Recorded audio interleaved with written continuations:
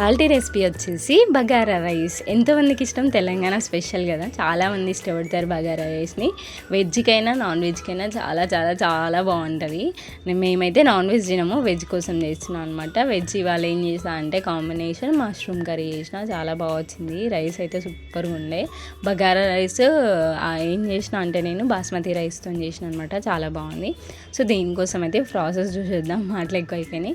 So first అయితే oil వేసుకోవాలి. Oil heat అయిన తర్వాత హోల్ గరం మసాలా వేసుకోవాలి, ఇలాచి, లవంగ, షాయి జీరా. సో అన్నీ వేసుకున్నాక అవి కొంచెం మంచిగా వేగిన తర్వాత ఆకు కూడా వేసుకోవాలి. వేసుకున్న తర్వాత నెక్స్ట్ పచ్చిమిర్చి యాడ్ చేసుకోవాలి. పచ్చిమిర్చి తర్వాత ఆనియన్ ఇంకా టమాటో అన్నీ వేసుకొని కొంచెం ఫ్రై అయిన తర్వాత అల్లం వెల్లుల్లి పేస్ట్ కూడా వేసుకొని మంచిగా ఒకసారి మిక్స్ చేసుకోవాలన్నమాట. స్టీల్ గిన్నెలలో ఏంటంటే కొంచెం అడుగంటుకుంటూ ఉంటుంది. నేను హెల్తీ కోసం కొంచెం స్టీల్కి, కాస్ట్ ఐరన్కి, కుండలకి షిఫ్ట్ అయినా అనమాట. మీరు ఎందులో కావాలంటే అందులో వేసుకోండి. కాకపోతే అల్యూమినియం కొంచెం తక్కువ వాడడానికి అయితే ట్రై చేయండి, హెల్త్కి మంచిది కాదు అని అంటున్నారు కాబట్టి. నెక్స్ట్ ఇంకా కరివేపాకు, పుదీనా అండ్ కొత్తిమీర వేసాను. పుదీనా కొద్దిగా ఎక్కువనే వేసుకోండి, ఎందుకంటే ఫ్లేవర్ బాగుంటుంది. బగారా రైస్లో పుదీనా ఫ్లేవర్ ఉంటే చాలా బాగుంటుంది. నెక్స్ట్ వచ్చేసి నేను ఇక్కడ కల్లుప్పు యాడ్ చేస్తున్నా. నార్మల్ ఫ్రైస్లలో మీరు ఏమంటారు సన్నం సాల్ట్ వేసుకోండి, కానీ ఇట్లా వాటర్ వేసి కుక్ చేసే దాంట్లో మాత్రం కల్లుప్పు వేసుకోండి. సన్నం సాల్ట్ కంటే కల్లుప్పు చాలా మంచిది అండ్ మెల్ట్ అయిపోతుంది, చాలా మంచిగా ఉంటుంది అనమాట. సో అందుకని ఇంకా అన్నీ వేసి కొద్దిసేపు మంచి ఫ్రై అవ్వనివ్వాలి. అన్నీ సాల్ట్ అనేది మొత్తం అంతా వాటికి అన్నిటికీ బట్టి మంచి ఫ్లేవర్ వచ్చేంతవరకు బాగా మిక్స్ చేసుకోవాలన్నమాట.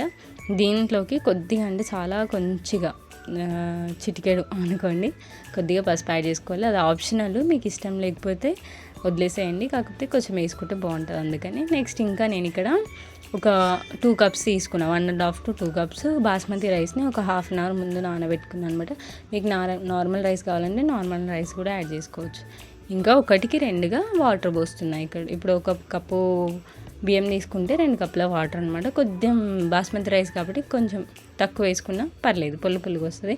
ఒకవేళ నేను ఇక్కడ ఒక చిట్కా చెప్తే ఏంటంటే, కొద్దిగా వాటర్ మీకు ఎక్కువ అనిపిస్తున్నాయి అనుకున్నప్పుడు అన్నం మంచిగా ఉడికిన తర్వాత ఇలాంటి టైంలో కొద్దిగా వంపేసి పెట్టుకోండి. సో మీకు ఏంటంటే పొల్లుగా వస్తుంది అనమాట అన్నం.